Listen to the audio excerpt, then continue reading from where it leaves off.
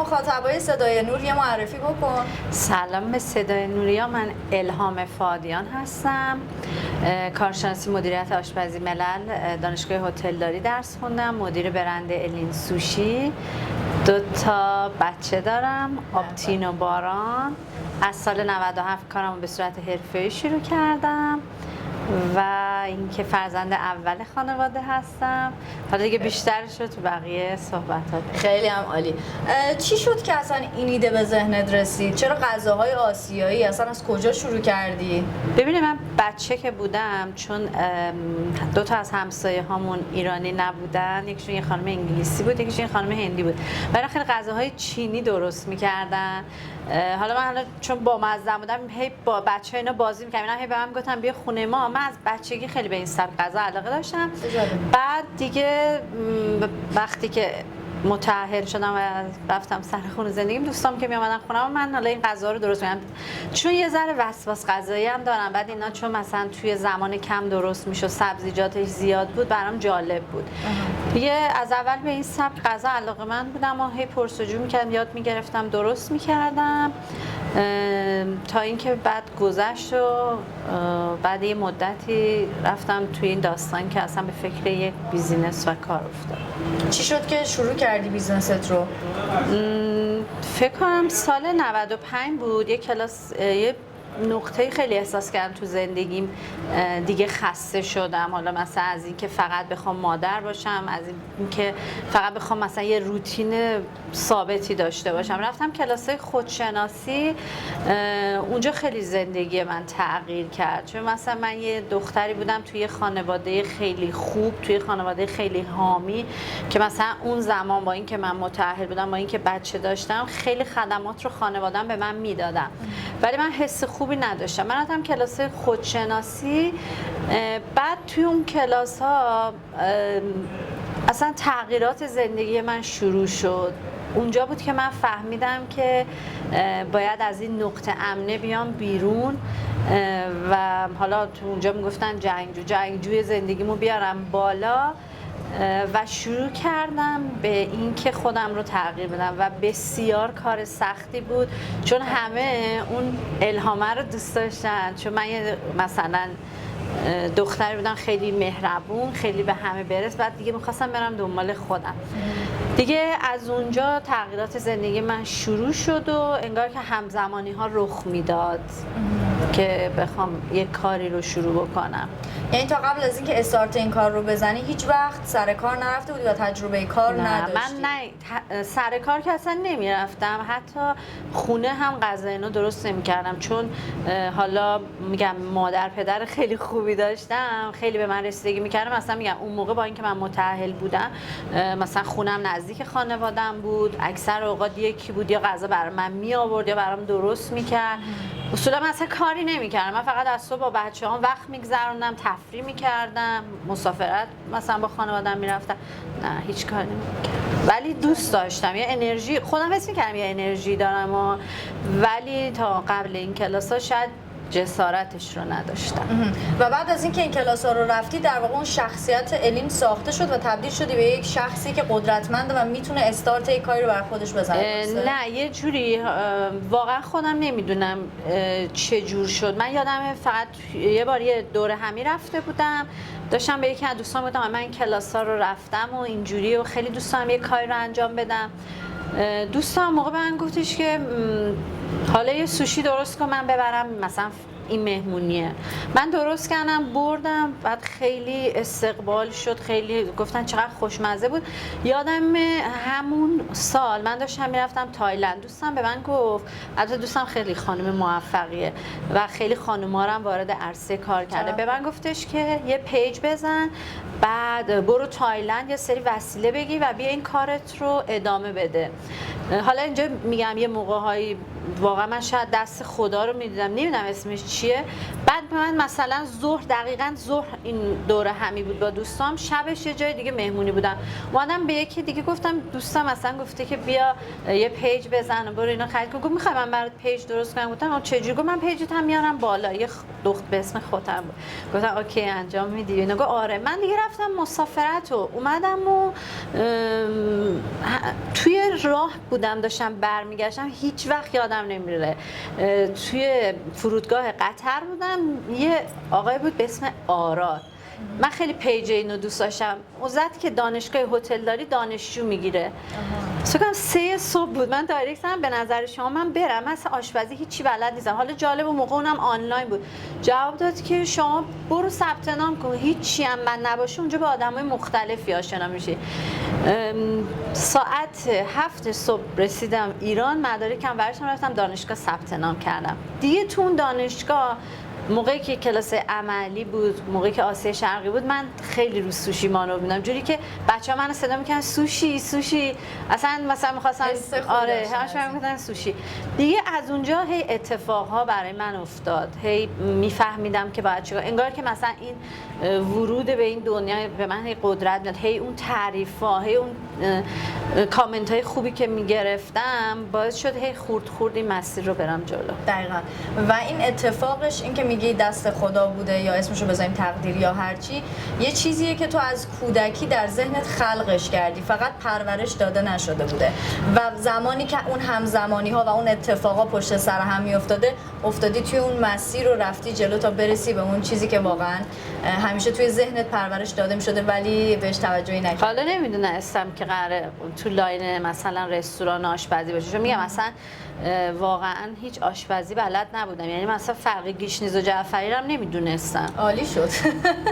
خب ولی واقعا جدی میگم، شاید مثلا اوایلم که میرفتم توی کار، مثلا خیلی خیریه ها اولش رفتم یا مثلا جاهای مختلف میرفتم، خیلی از اقوام ما میامدن میگفتن ای واقعا خودتی، همه تعجب میکردن. درست هم نکردی یه غذای آسیایی، اصلا کلا یه غذای دیگه، همه از قرمه سبزی قیمه شروع میکنن، الین اومده از سوشی. خیلی من یادمه انقدر رستورانایی که اون موقع مثلا یه دونه رستوران تو پالادیوم بود، یه دونه توی باکری بود، اینا لایو میزنن، من انقدر میرفتم ساعت ها اونجا وای میستادم نگاه میکردم که اون شفا منو میشناختن، یعنی موقعی که من اومدم رستوران بزنم دقیقاً اونا میدونستن. یه بار که ایشون گفت چرا اینجا نگاه میکنی، گفتم مثلا میخوام بدم این کارو چجوری انجام، گفت اگه بگم قول میدی دیگه فردا نیای، گفتم چش.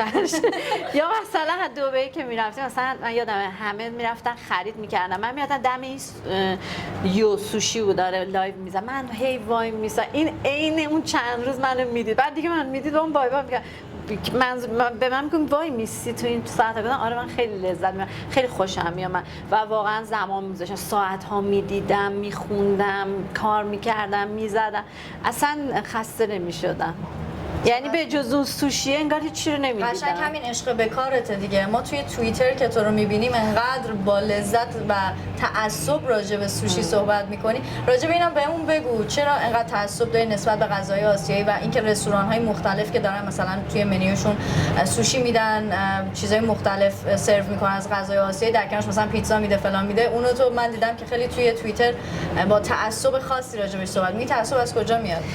ببین به نظر من حالا چه تو شغل رستوران داری چه تو هر شغلی یه تخصصی باید باشه. من از این که الان هیچ قانونی وجود نداره و هر کی میتونه بره مثلا یه رستوران بزنه واقعا ناراحت میشم. چرا؟ چون علمش رو نداره.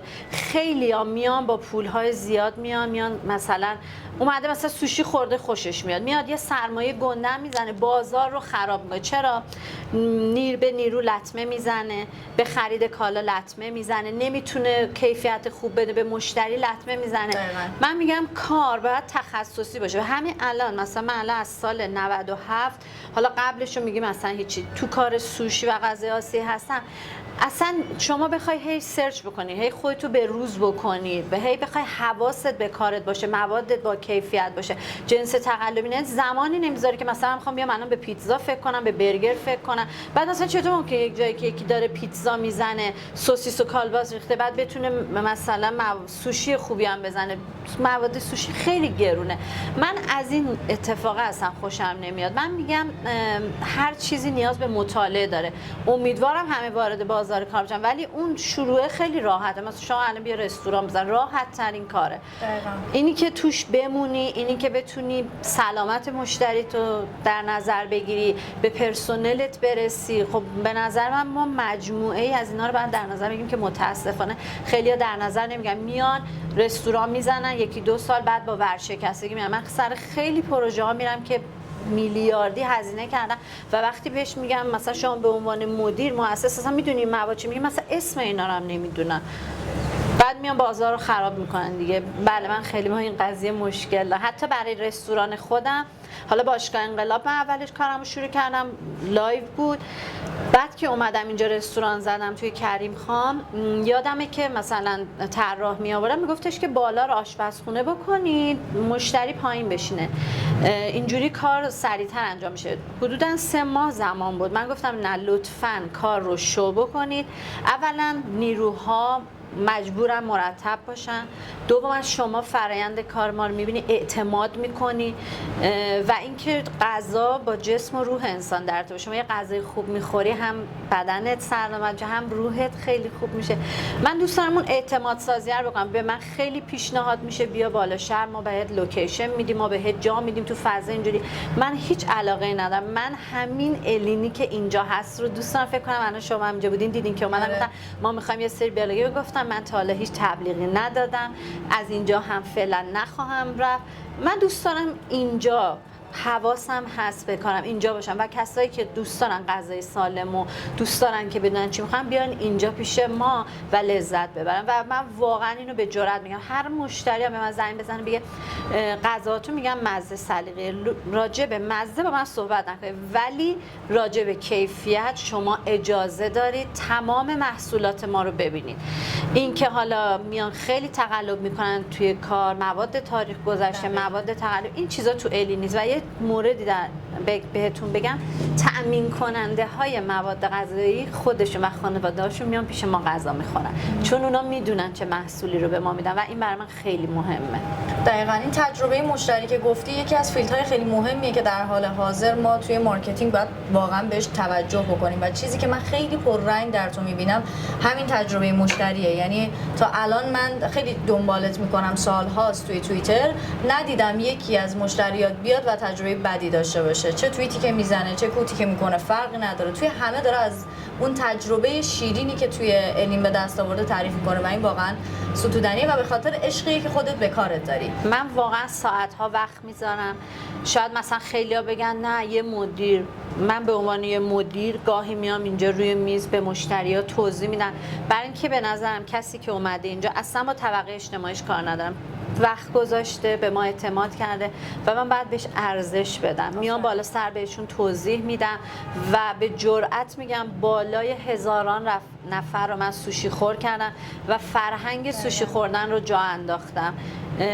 خیلی اولش به من میگفتن تو 2 ماه دوام نمیاری، اصلا کی سوشی میخوره، اصلا تو نمیتونی. فکر کنم موقع 3-4 تا رستوران سوشی بود، ولی من به کارم ایمان دارم و اصلا هم دنبال نیستم ببینم بقیه چیکار میکنن. شاید براتون جالب باشه، من به هیچ وجه رقبا رو دنبال نمیکنم. اگر کسی بیاد اینجا شفی راجع به رقیبا بگه، میگم لطفا با من صحبت نکن. من مسیر خودمو دارم، نه بالاتر رو میبینم نه پایینتر میبینم. اصلا من این چیزا مهم نیست. من مسیر خودم، حال خودم برای من خیلی مهمه. چون خیلی ها کار میکنن برای اینکه پول به دست بیارن. پولم خیلی چیز شیرینیه، منم برای پول کار میکنم، ولی واقعیتش من اون عشق و علاقه اصلا من اون موقعی که اومدم استارت بزنم گفتم که از یه پدر مادر خیلی حامی بودم. پدر من خیلی به من میرسید. موقعی که دید دارم میرم سمت کار، خیلی چیزا رو هم اوایل شاید از من دریغ کرد، گرفت، ولی من بحث الین که میشه میگم آبتین، باران، الین. من 3 تا بچه دارم. چقدر قشنگ. این که پدرت گاهی از اون حمایتگره تبدیل می‌شده به یک شخصی که حتی جلوی کار کردن تو رو می‌گرفته، چه حسی واسط داشت؟ ببین جلوی کار کردنم حالا نمیتونم، چون من واقعا عاشق پدرمم. به نظرم پدرم یکی از بهترین پدرای دنیا، هم پدرم هم مادرم خیلی حواسشون به ما. دوست نداشت دیگه من از نقطه امن بیام، دوست داشت به من خدمات بده، من لذت ببرم. خب برایش سخت بود که من وارد بازار کار بشم، شاید چون دیده بود بازار کار چجوریه. اوایلش یکم با مشکل، ولی الان بهم خیلی افتخار. مثلا الان میبینم چون پدر من کارشون تو کار پزشکی، مثلا میگه آقای دکتر اینجوری گفتن من مشتری الینم، بعد میبینم ذوق یا زنگ میزنم میگه مثلا برای این دوستم این کشتی رو بفرست. الان خیلی حمایتم میکنه، ولی اولش یه ذره سخت بود. خدا شکر هم که به این مرتبه رسیدی الان واقعا جای شکرگزاری داره. مهمترین چالشی که توی کسب و کارت احساسش کردی یا الان حتی باهاش دست و پنجه نرم میکنی یا قبلا برات مانع و چالش بوده چی بوده؟ ببین کار رستوران کار خدماتیه دیگه، کاریه که شما اولا هم با مشتری طرفی، هم با تامین کننده طرفی، هم با نیرو طرفی. یه کار بی زمانه، یعنی شما عملا از 8 صبح درگیری تا 12 شب. اگه بخوای خیلی حواست به کار باشه و بیزینست اونر محور، مدیر محور باشه، همیشه باید باشی. ببین مثلا کمبود مواد، این تحریما، این نوسان قیمت ها باعث میشه که خیلی آدم اذیت بشه، چون مثلا هی میای به یه ثباتی میرسی، قیمتت رو درست میکنین و یه دفعه مثلا قیمت رو میکشه بالا، بعد خب درک میکنی مردم هم از طرفی. حالا باز میگم کانسپت ما کانسپتیه که باز اونقدر عدد و رقمه توش مطرح نیست، ولی خب این چیزا بالاخره آدم رو اذیت میکنه. میگم و اینکه خب به هر حال نیرو محور، یعنی شما اینجوری نیست که بگی حالا امروز حوصله‌ام نمیکشه، حالا الان این نیرو رو سریع باید یه جایگزین داشته باشی. تیم ورک، یعنی یه تیم ورک که از صبح شما در نظر بگیری نیروها، تامین کننده ها، دلیوری، مشتری ها، همه اینا باید درست انجام بشه تا یه محصول خیلی مرتب و دقیق به دست مشتری برسه. مثلا غذای آسیایی، ببین غذای ایرانی مثلا پلو خورش رو صبح درست میکنن یا کبابو میزنن دیگه، هر سفارشی که میاد میزنن. ولی غذای آسیایی اگر روزی 1000 تا غذا بیاد، حالا تو الین اینجا بعد 1000 بار غذای جدید زده بشه. حالا فکر کنین امروز یه نیرو آف اون یکی میاد، میزان سوسی که میزنه، همه اینا باید درست بشه و حالا این جا انداختن. مثلا یه موقع میگه غذا چرب است، این غذا چرب نیست، اصلا روغنی، اون غذا سسشه. فرهنگ سازیش این که خب به هر حال در ایران یه غذای جدیده. دقیقاً. گفتی که ما زمانی که میایم سر کار از 8 صبح تا 12 شب ممکنه که درگیر باشیم. این تایم بین کار و زندگی رو چجوری مدیریتش می‌کنی؟ خیلی سخته نه؟ چجوری مدیریتش می‌کنی؟ دیگه من معروفم، هر جا مهمونی میرم میگن الین موبایل به دست اومد. یعنی در حین اینکه به زندگی روزمرت میرسی حواست اصلا من یه سری مشتری دارم که فقط دوست دارم با خود من در ارتباط باشن. خود من مثلا اگه زنگ میزنم میگم یا مثلا هستین خودتون بیاین. میره پسرم که اصلا الان اینجا نیست، پسرم خارج از ایران داره درس می‌خونه، دخترم پیشمه. سعی میکنم مثلا حالا مثلا برنامه ریزی بکنم، با هم یه روزای صبحانه بریم، با هم یه روزای ناهار بریم، یا مثلا تایمایی که استراحته میبرمش بیرون، یا میگم بهش باران بیا اینجا پیش من. خوشحاله، یعنی اونم از این که الین رو میبینه خیلی خوشحاله، دوست داره. پس بچه‌هات به نوعی اصلا نقطه قوت تو ان برای این کار، درسته؟ من اصلا انگیزه زندگیم باران و آپتین هستن، یعنی واقعا لذت میبرم از اینکه میبینم آپتین از اون ویدیو میفرسته مامان این محصولات رو نگاه کن خوبه برات، میگم مرسی پسرم، همین که میری میبینی کافیه. آره مثلا من هر موقع میخوام برم دیدن پسرم حتما وسایل سوشی میبرم براش اونجا سوشی درست میگه سوشی اینجا رو دوست ندارم. آره دیگه به دستپخت مامانش وقتی عادت کرده باشه. وقتی که می‌خواستی وارد بازار کار غذای آسیایی بشی، تحلیلی انجام دادی از این بازار که ببینی اصلا چجوریه، فرهنگ سازی شده نشده، اینکه بخوام ورود پیدا کنم برام سخته، آسونه، مردم میپذیرن نمیپذیرن، مشتری هام به چه صورتن، چه تعداد اصلا رقیب دارم، اینا رو سنجیدی؟ ببین واقعیت اولش هم به شما گفتم، اصلا خیلی دقیق نه، من فقط حس کردم دوست دارم یه کاری رو شروع بکنم. اولش هم خیلی کارم کوچیک بود، ولی خودم بودم با یه نیرو بود.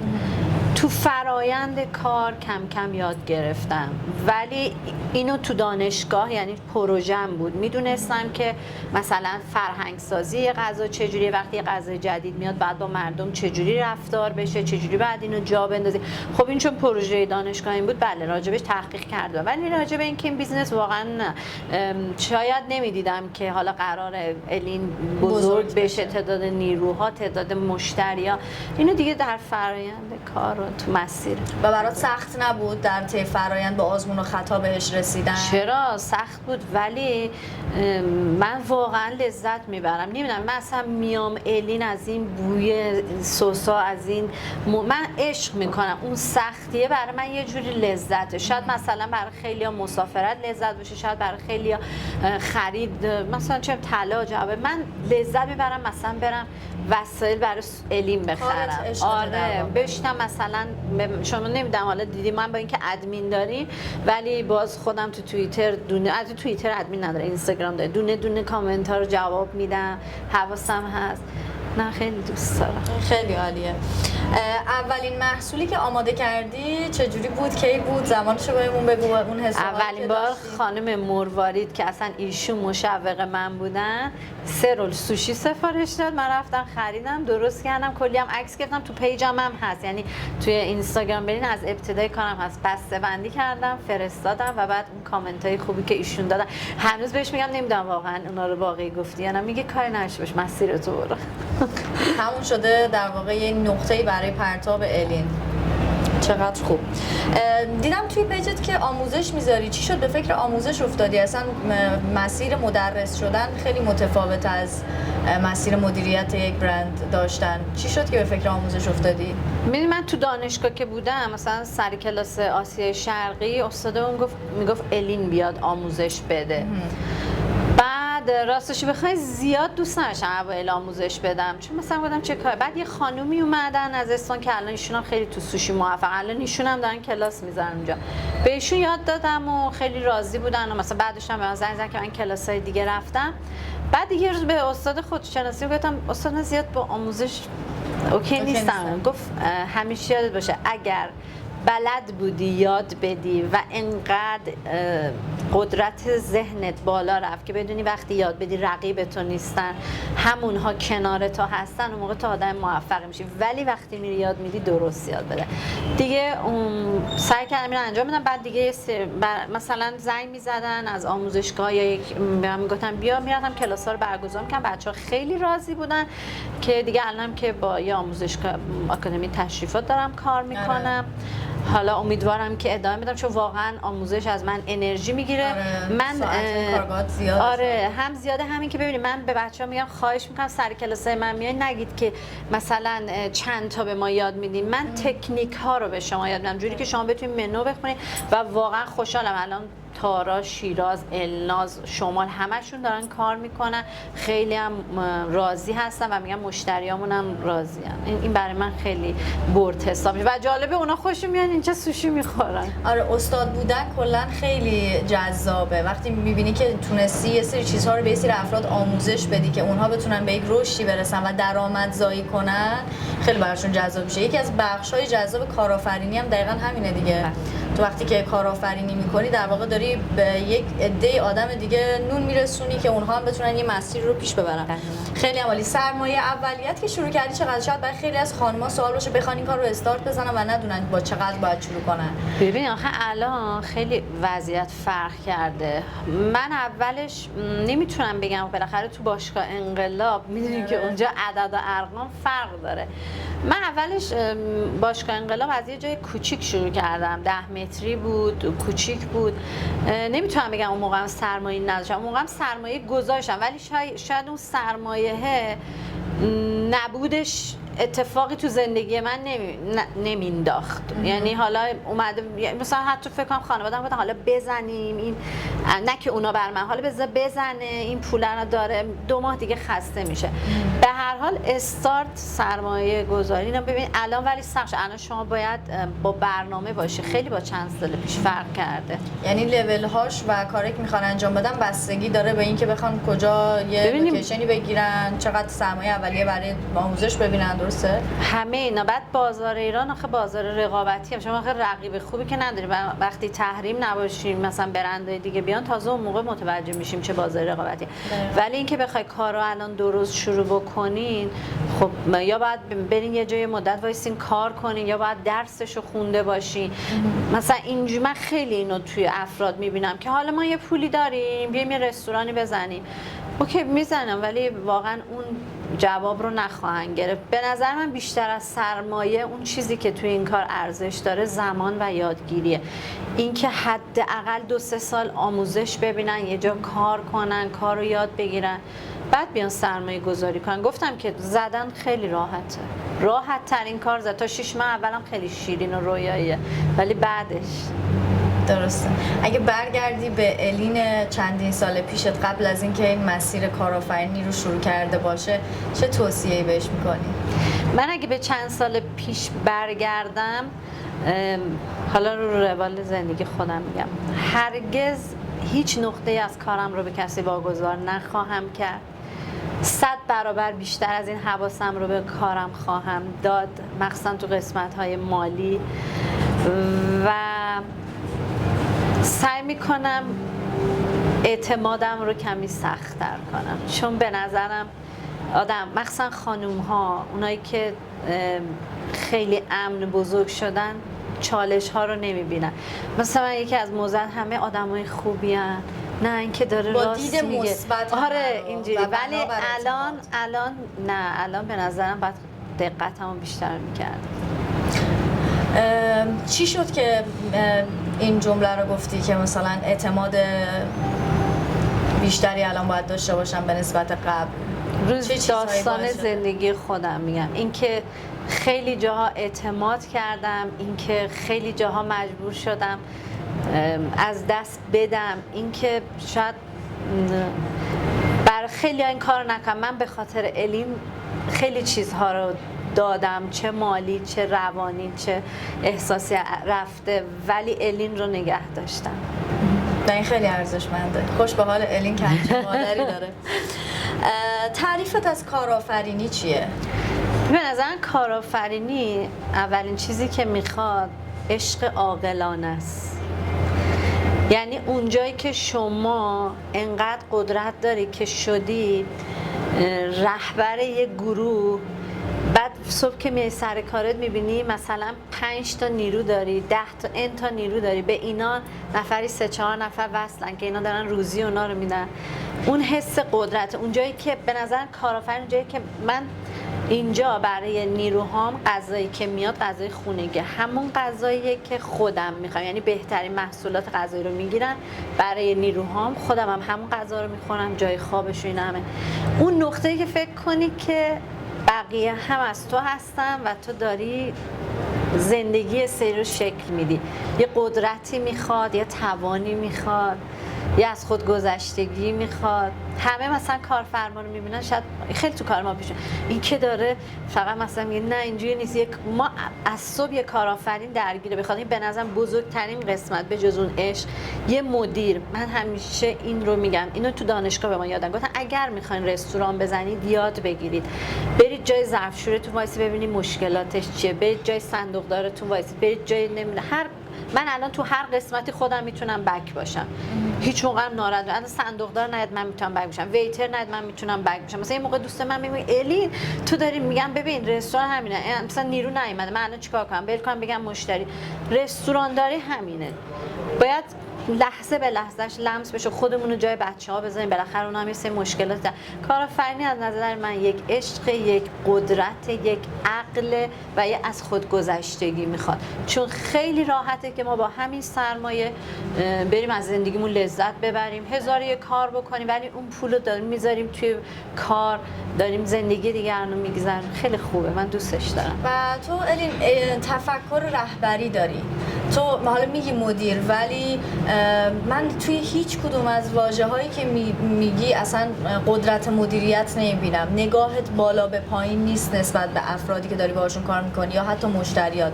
من الینم اومدی الین داری غذا میخوری، اون دید رهبریت به نظر من تا الان تونسته تو رو پیش ببره و از این به بعدم خیلی بهتر برات پیش خواهد برد. قبولش داری؟ چون این نگاه رو من نمیبینم توی تو که از تو همیشه همسانی با همه افراد، حتی با دوستایی که نمیشناسیشون هیچ وقت نگاهت بالا به پایین نیست و این پل ترقیته.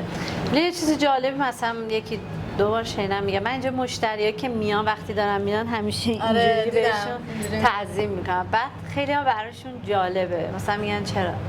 واقعا به نظرم بالا پایینی وجود نداره، ما یه سری انسانیم که کنار همیم. حالا خدا یه قدرتی رو به من داده، اینکه من تو چه خانواده به دنیا آمدم، تو چه کشوری به دنیا آمدم، اینا دیگه انتخاب من نبوده، ولی نوع رفتارم انتخاب منه. تو کار جدیم ولی واقعا نه اونجوری، اصلا از این حس رو دوست ندارم. هممون یکسانیم و به نظر ما همه انرژیم دیگه. من به شما انرژی خوبی میدم، شما انرژی رو میگیری یه جوری دیگه تحویل من میدی. دقیقاً. این دیدگاهت خیلی دوست داشتنیه. مشتریات با چی میشناسنت؟ یه لقب، یه سمت، یه کلمه؟ سوشی. با سوشی؟ الین سوشی. الین سوشی. روزایی که ناامیدی، حس و حالی نداری، دنیا برات تیره و تاره، چی باعث میشه که امیدوار بشی به زندگی؟ چه چیزی باعث امید توئه؟ چه چیزی نور امیدت توی زندگیت؟ آبتین و باران. میرم عکس آبتین رو میبینم، بعد نگاه میکنم الان آبتین یه کشور دیگه است، بعد الان نقطه امنش منم، بعد اگه به باران خونه باشه میرم در اتاق باران نگاش میکنم، بعد میگم آینده این دوتا. عزیزم چقدر زیبا. باران و آبتین. باران و آبتین دنیای من است. خدا حفظتون کنه برای هم. بعد اینکه خب من الان یه مامان مجرد هستم و چیزی که از اون زندگی برای من هست این دوتا و واقعا تمامم رو برای این دوتا میذارم. واقعا سخته تعادل برقرار کردن بین کار کردن و همزمان مواظبت از بچه‌ها و تربیت درستشون کار هر کسی نیست و به نظر من زنای قدرتمندی مثل تو میتونن از پسش بر بیان. البته واقعا خانواده‌ام، یعنی من یه خاله دارم که با من زندگی میکنه، مواظب باران هست، مادرم، پدرم و یه برادر دارم که خیلی حواسش به منه. اینا رو باید واقعا بگم. و دوستای خوب، من واقعا دوستای خوبی دارم. خودت خوبی عزیزم. نمیتونم بگم چی، شاید خیلی وقتا همون چالشایی که میگی مثلا یه موقع نمیدونستم چیکار کنم، ولی اون دوستا کنار من بودن و کمکم کردن. چقدر خوبه. این خیلی خوبه که آدم یک پشت و پناهی داشته باشه توی زندگیش که توی لحظات سختش بتونه بهش تکیه کنه. اونم مسیری که تو تا امروز اومدی. خیلی عالی. به عنوان سوال آخر خودت رو توی یک کلمه برای مخاطبای ما توصیف کن. من پررو. پررو تو هدف. پررو تو هدف. آره. اصلا وقتی هدفی دارم نه میبینم نه میشنوم، فقط مسیر.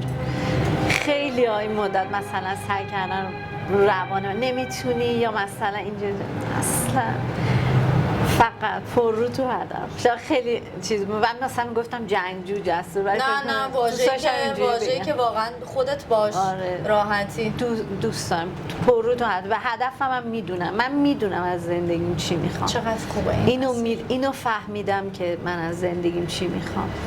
اصلا هیچ مثلا خیلی هم ممکن وای خسته نمیشه پایین بودن، چرا خسته بشم؟ دیگه چیزی که دوست دارم این بوی عود و این فضا. نه اینجا دیدی مدل آسیای شرقیه. دقیقاً همش مدل آسیای شرقیه. خیلی عالی. مرسی ازت. مرسی که همراهمون بودی. امیدوارم که بتونیم مصاحبه‌های دیگه هم با هم داشته باشیم و چیزای بیشتری ازت یاد بگیریم. مرسی که همراهمون بودی. مرسی از شما.